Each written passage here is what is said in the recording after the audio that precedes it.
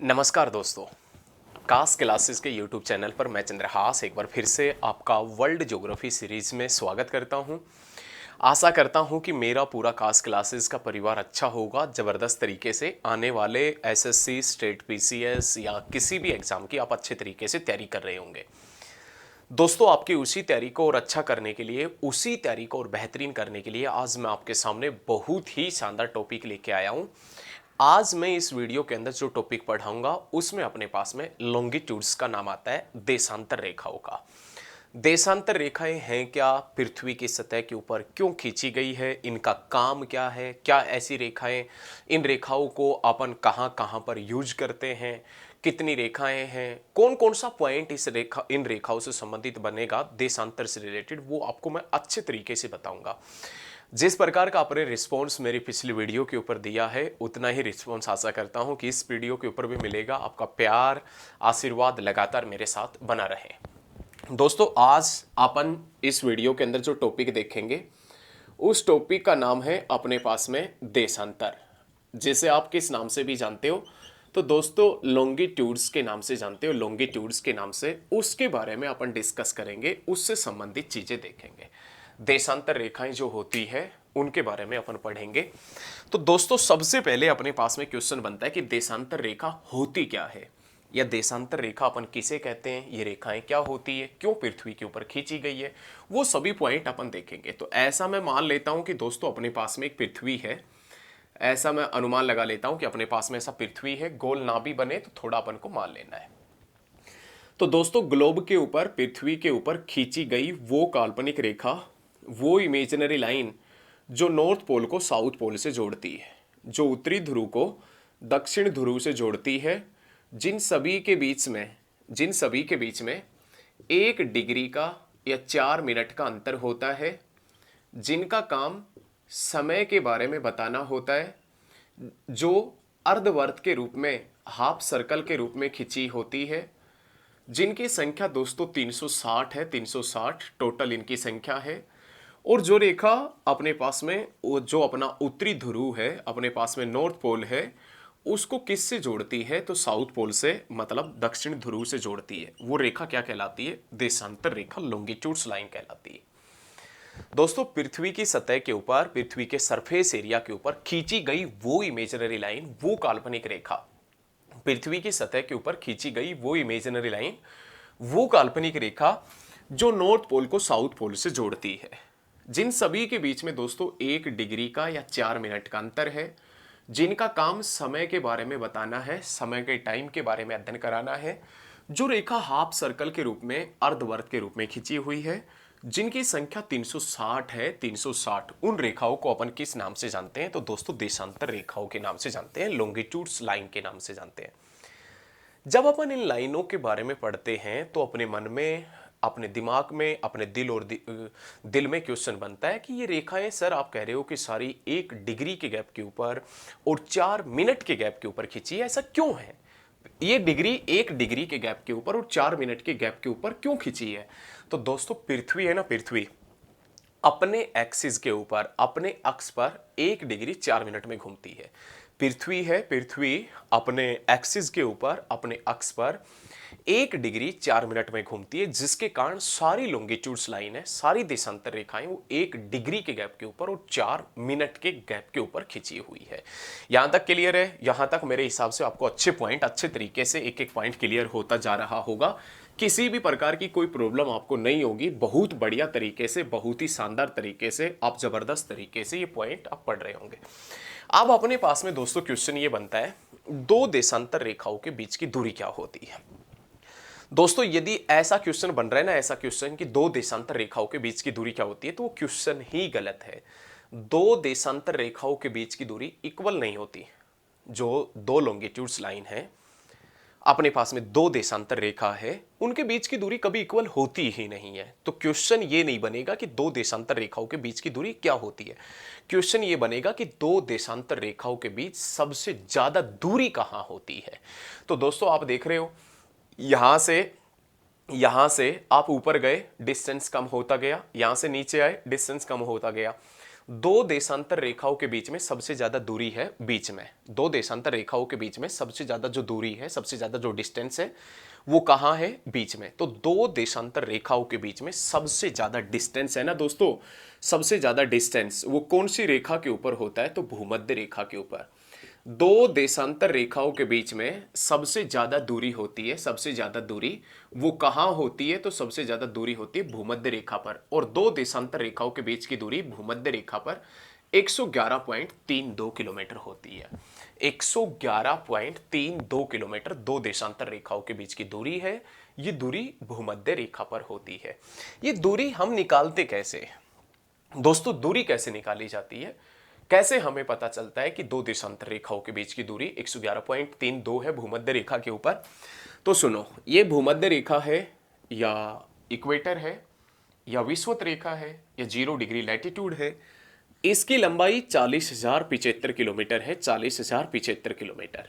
ठीक है, मैंने बताया था, इससे पिछली वीडियो आपने नहीं देखी है तो देखना, मैंने बताया था कि जो अपने पास में अक्षांश रेखाएं होती है, लैटिट्यूड्स लाइन होती है, वो मतलब एक फुल सर्कल होती है, पूर्ण वर्त होता है, पूरी पृथ्वी के चारों तरफ घुमा होता है। तो ऐसे ये 0 डिग्री लैटिट्यूड है या भूमध्य रेखा है, ये भी एक फुल सर्कल है, पूर्ण वर्त है। और इस फुल सर्कल को चारों तरफ से कौन सी रेखाएं काट रही है? तो इस फुल सर्कल को चारों तरफ से देशांतर रेखाएं काट रही है। देशांतर रेखाएं कितनी है? 360। तो इस भूमध्य रेखा को 360 देशांतर काटती है। भूमध्य रेखा को कितनी देशांतर काटती है? 360। तो जब 40,075 को 360 से आप भाग दोगे तो 111.32 किलोमीटर आएगा, 111.32 किलोमीटर। क्लियर है?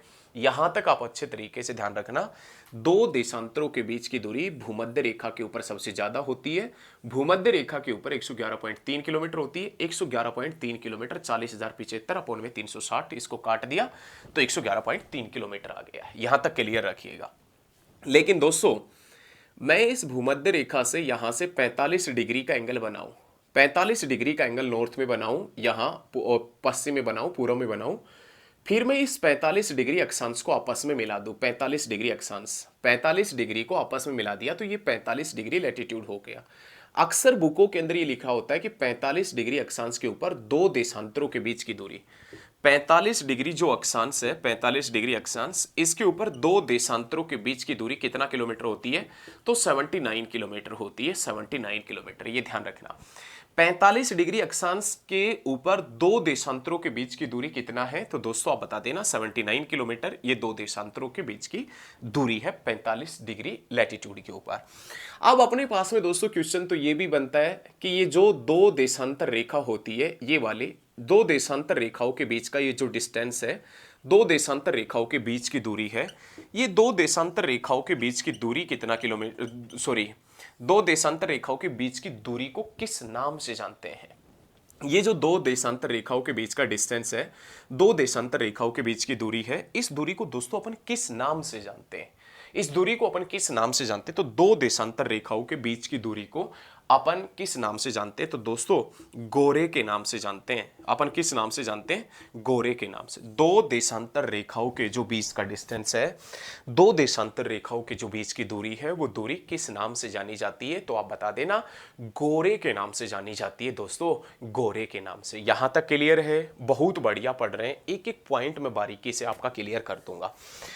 आपने पास में टोटल रेखाएं खींची है, जो टोटल लॉन्गिट्यूड्स लाइन है, टोटल जो देशांतर रेखा है, ये टोटल देशांतर रेखा कितनी है? 360 है।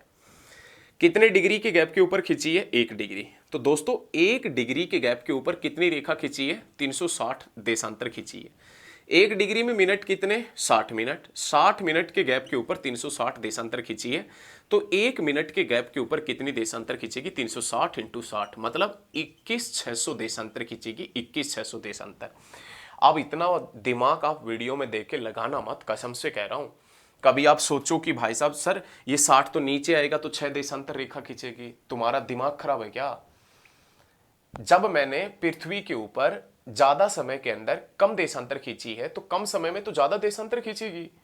मैंने 1 घंटे के अंदर 360 देशांतर रेखा खींची है, मैं यदि 1 डिग्री के ऊपर मैंने 360 देशांतर खींची है, 1 घंटे के अंदर 15 देशांतर खींच रही है, समय कम है देशांतर ज्यादा है, समय कम है देशांतर ज्यादा है, तो यहां 1 डिग्री के गैप के ऊपर 360 खींच रही है, तो 1 मिनट के गैप के ऊपर 1 मिनट के गैप के ऊपर 21,600 खींचेगा, ना कि 6। ये ध्यान रखना, ये मैं सिर्फ नोट करके बता रहा हूं, नोट कर लेना, जो बता रहा हूं वही फैक्ट है, फैक्ट है। 1 डिग्री के ऊपर मैंने 360 खींची है, तो 1 मिनट में 6 कैसे खींच सकती है? कभी नहीं खींच सकती। मैं कम में खींच रहा हूं तो ज्यादा रेखा खींचेगी, कम में खींच रहा हूं तो बीच का गैप कम होगा, तो 1 मिनट में कम रेखा खींचेगी। ध्यान रखना 21,600 के आसपास खींचेगी, वो आप गुना भाग कर लेना। 1 मिनट में कितना सेकंड? 60 सेकंड। 60 सेकंड में रेखा खींची मैंने, लगभग 21,600 रेखा खींच दी, 21,600 लगभग रेखा खींच दी। उसके बाद में 1 सेकंड में रेखा खींचूंगा तो दोस्तों अपने पास में 21,600 इंटू 60, 21,600 इंटू 60, ये 1 सेकंड में देशांतर रेखा खींचेगी।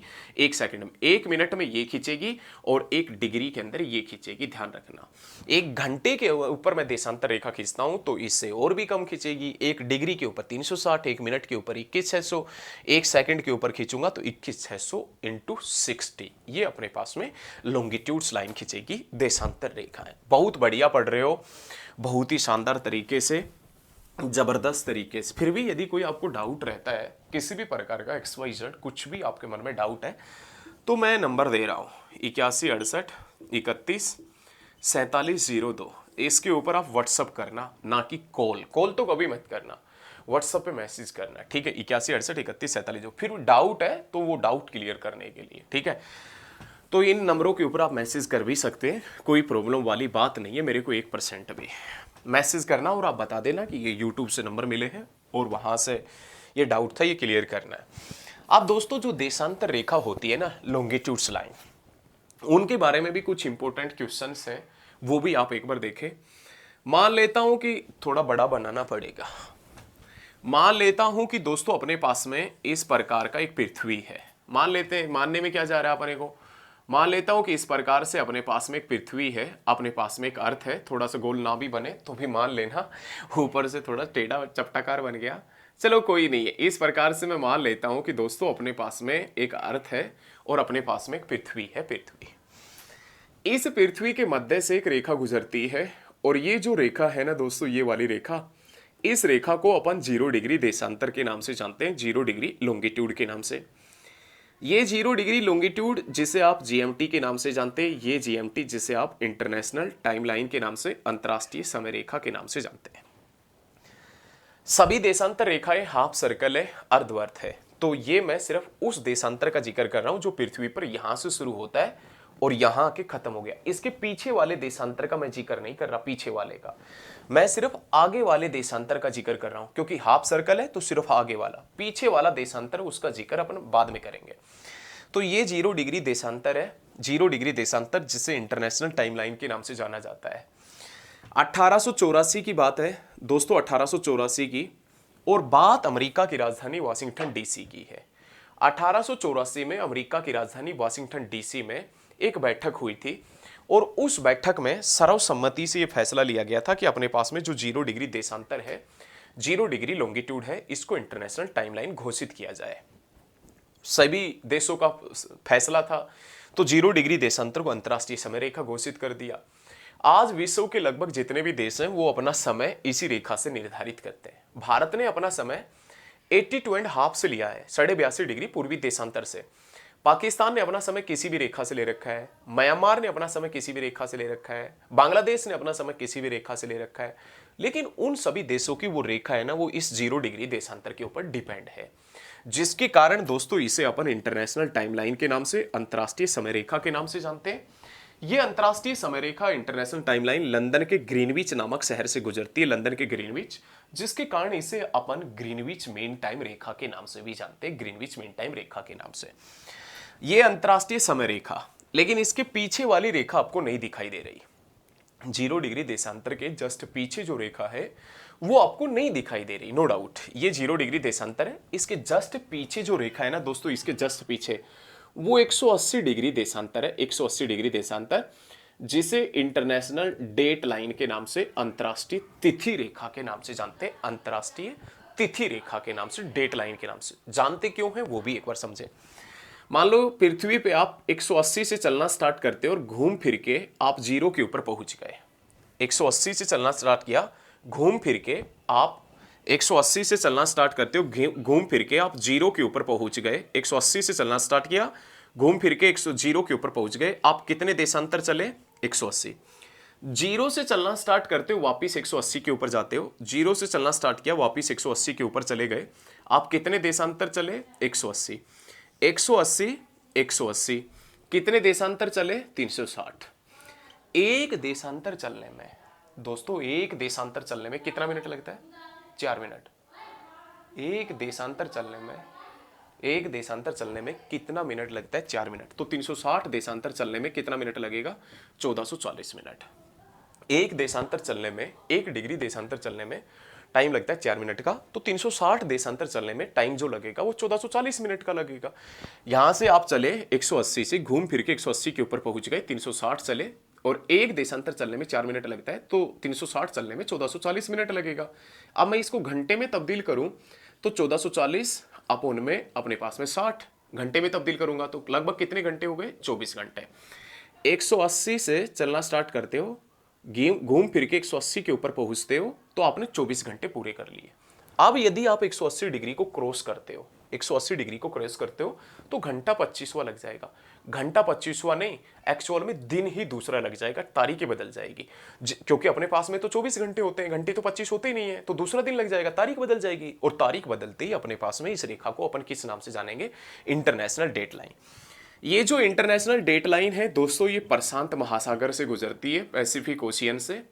और कुछ देशों का सेम तारीख रहे, सेम डेट रहे, सेम दिन रहे, जिसके कारण इसके अंदर कितने मोड़ हैं? तो 3 बार इस रेखा को मोड़ा गया है। इंटरनेशनल डेट लाइन है जो 180 डिग्री देशांतर है, उसको 3 बार मोड़ा गया है। लेकिन कभी कभार जैसे आपके मन में ख्याल आते हैं, वैसे ही मेरे मन में भी कुछ ख्याल आते हैं। और मेरे मन में ये ख्याल आते हैं कि बच्चे सोचते होंगे कि सर आपको कैसे पता चला कि 0 डिग्री देशांतर के पीछे 180 डिग्री देशांतर है? कहने का मतलब 0 डिग्री देशांतर के पीछे 180 डिग्री देशांतर है, कैसे पता चला?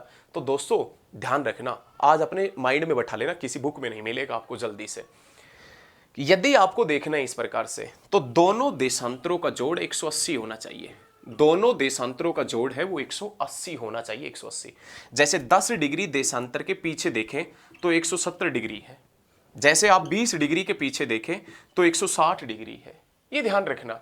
तो इस प्रकार से दोनों देशांतरों का जोड़ है वो कितना होना चाहिए? 180। कल को भविष्य में एसएससी पूछ ले 10 डिग्री देशांतर के पीछे कौन सा देशांतर है, तो 170 डिग्री देशांतर है मेरे भाई।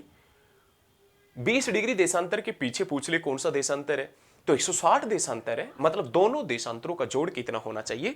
तो अपने पास में ध्यान रखना 180 होना चाहिए। ध्यान रखिए, बहुत अच्छे तरीके से क्लियर रखिएगा। यहां तक शायद आपको समझ में आ रहा होगा, बहुत ही बढ़िया तरीके से आप पढ़ रहे हो, बहुत ही शानदार तरीके से आप पढ़ रहे हो। अब मैं जिक्र कर लेता हूं भारतीय मानक समय रेखा का। भारत वाला जो समय है उसका क्या सिस्टम है उसके बारे में अपन देख लेते हैं। भारतीय मानक समय रेखा का जिक्र करें, इंडियन स्टैंडर्ड टाइमलाइन का जिक्र करें, भारतीय मानक समय रेखा, तो भारतीय जो मानक समय रेखा है दोस्तों वो अपने पास में 82.5 डिग्री पूर्वी देशांतर है। भारत का जो समय लिया गया है वो 82.5 ईस्टर्न लॉन्गिट्यूड से 82.5 डिग्री पूर्वी देशांतर से भारत का समय लिया जाता है। एक बार छोटा सा मैं इंडिया का मैप भी बना लेता हूँ, उसके आधार पर देख लेंगे। भारत का जो समय लिया जाता है दोस्तों वो 82.5 डिग्री पूर्वी देशांतर रेखा से लिया जाता है। इंडियन जो स्टैंडर्ड टाइमलाइन है, भारतीय जो मानक समय रेखा है, उसका यदि मैं जिक्र करूं तो भारत का जो समय डिसाइड किया जाता है वो इस रेखा से डिसाइड किया जाता है। ये है अपने पास में 82.5 ईस्टर्न लॉन्गिट्यूड, मतलब 82.5 डिग्री पूर्वी देशांतर रेखा। अब अपने पास में क्वेश्चन ये बनता है कि भाई भारत का जो समय लिया गया वो 82.5 से लिया गया है। भारत ने अपना समय 82.5 से ही क्यों लिया? अरे 83 से ले लेता, 85 से ले लेता, अरे क्या नौबत आ गई कि समय 82.5 से लेना पड़ा? तो सुनो मेरी बात, ये है भारत का सबसे वेस्टर्न पॉइंट, और भारत का सबसे वेस्टर्न पॉइंट 68 डिग्री 7 मिनट के ऊपर स्थित है। क्लियर है? ये है भारत का सबसे ईस्टर्न पॉइंट, भारत का सबसे ईस्टर्न पॉइंट 97 डिग्री 25 मिनट के ऊपर स्थित है। दोनों पॉइंटों के बीच में दोस्तों, दोनों पॉइंटों के बीच में लगभग 30 डिग्री का अंतर है, 30, लगभग 30 डिग्री का अंतर है। आपको तो पता है 1 डिग्री जब पृथ्वी घूमती है, 1 डिग्री देशांतर अपन चलते हैं तो 4 मिनट का समय लगता है। तो 30 डिग्री देशांतर चलेंगे तो कितने मिनट का समय लगेगा? 120 मिनट। तो दोनों स्थानों के बीच में कितने मिनट का गैप हो गया? 120 मिनट का। 120 मिनट नहीं, कितने घंटे का गैप था? 2 घंटे का। या 7 बजेंगे तो या 9 बजेंगे या 10 बजेंगे तो 12 बजेंगे। 2 घंटे का गैप था। उस घंटे के गैप को कम करने के लिए, ताकि यहां पर भी सेम टाइम रहे और यहां पर भी सेम टाइम रहे, जिसके कारण भारत का मानक समय 82.5 डिग्री पूर्वी देशांतर रेखा से लिया गया है। समझे आप? समझ में आ रहा है अच्छे तरीके से? कोई प्रॉब्लम नहीं, जिसके कारण भारत का मानक समय 82.5 डिग्री पूर्वी देशांतर रेखा से लिया गया है। ध्यान रखिएगा, ये रेखा यहां पर अपने पास में एक शहर पड़ता है इलाहाबाद, और इलाहाबाद के पास में एक स्थान पड़ता है जिसका नाम है दोस्तों मिर्जापुर नैनी। मिर्जापुर नैनी, इस स्थान से ये रेखा गुजरती है, मिर्जापुर नैनी नामक स्थान से। ये रेखा 5 राज्यों से गुजरती है। यहां पर यूपी पड़ता है, एमपी पड़ता है, और छत्तीसगढ़ पड़ता है, उड़ीसा पड़ता है, आंध्र प्रदेश पड़ता है। इन 5 राज्यों से गुजरती है। यूपी से, एमपी से, छत्तीसगढ़ से, उड़ीसा से, आंध्र प्रदेश से ये रेखा भारत के 5 राज्यों से पास आउट होती है, 5 राज्यों से गुजरती है। क्लियर?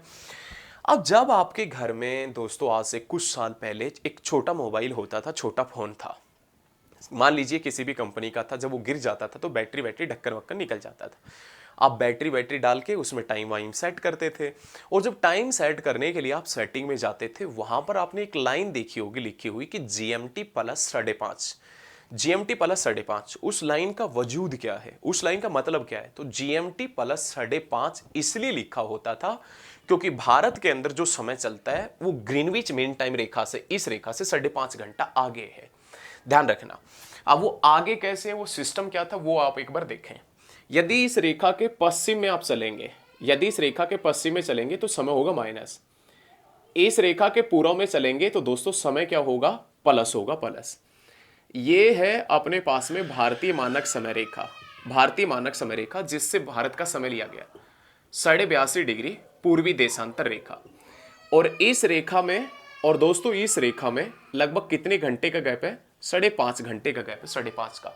अब ये 5.5 घंटे का गैप आया कैसे? मुद्दा ये है कि 5.5 घंटे का गैप आया कैसे।